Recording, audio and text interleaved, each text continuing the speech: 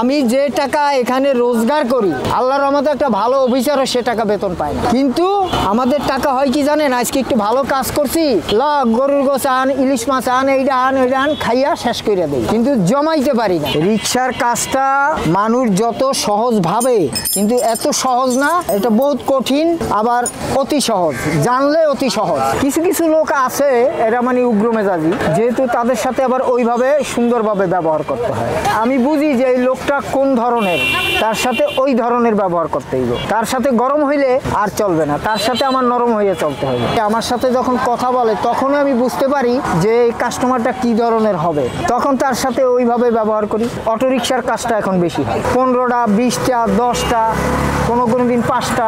এই যে আজকে সারাদিনে বোধ হয় 3টা 4টা গাড়ির কাম করছি। অটোরিকশার কাজ করতে কষ্ট বেশি হয়, কারণ এইগুলার সব মাল হইলো ভারী গাড়ি, যার কারণে এটার কাজ করতে বেশি কষ্ট হয়। হালকা কাজ থাকলে মনে করেন 10টা গাড়ি কাজ করা কোনো ব্যাপার না, যদি ভারী কাজ ওইগুলি 2টা 3টা গাড়ির বেশি করা যায় না সারাদিন। রিক্সার কাজ মানুষের ভালোবাসা সম্মান এইটুকুই পাইছি। কামরাঙ্গীর চরের ভিতরে মোটামুটি অভিজ্ঞ মিস্ত্রি থাকলে 2-4টা আছে, তার মধ্যে আমি একজন। আমি আগে গাড়ি খুইলা দেখি কি কি লাগবে, তারপরে আমি বলি যে এই জিনিস লাগবে, এটা নিয়ে আসে, তখন তারা ওইটা নিয়ে আসে, আমি সুন্দরভাবে ফিটিং করে দেবো। আমার ওস্তাদ ছিল পাকিস্তানের, উনি ছিল মাউরা, ওনার নাম ছিল মোহাম্মদ আলী। আমি কাজ শিখছি বংশালে চুরিয়ালা গল্লির ভিতরে আমি কাজ শিখছি।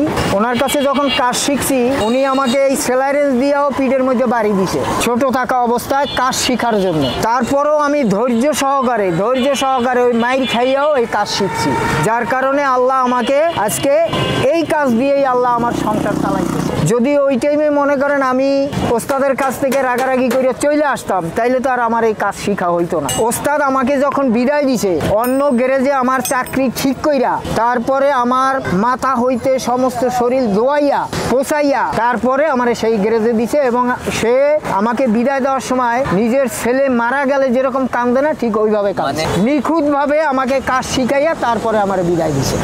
এই কাজের প্রতি যদি আমার আগ্রহ না থাকতো, তাইলে তো আর আমি এই কাজ শিখতেও পারতাম না, করতেও পারতাম না, আর আল্লাহ আমাকে আমার বাল বাচ্চা নিয়ে আমি চলতেও পারতাম না। আমার মিনিমাম 15 থেকে 20 জন আছে, মানে আমার সার্গিক, তারা বিভিন্ন জায়গায় কাজ কইরা খাইতেছে। আমাকে দেখলে সে কোনখানে আমাকে বসাইবে সেইটা দিশা পায় না। হয়তো আমি রিক্সার কাজ করি, রিক্সার ড্রাইভারদের বা রিক্সার মিস্ত্রি বা রিক্সার ফাংশনে যারা আছে তাদেরকে কিন্তু মানুষ তেমন একটা ভালো চোখে দেখে না, কিন্তু এটা তো একটা কর্ম।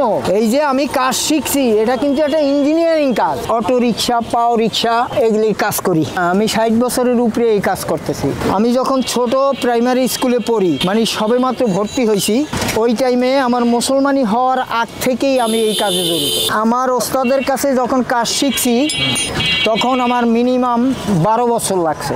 বহুত মার খেয়েছি, বহুত।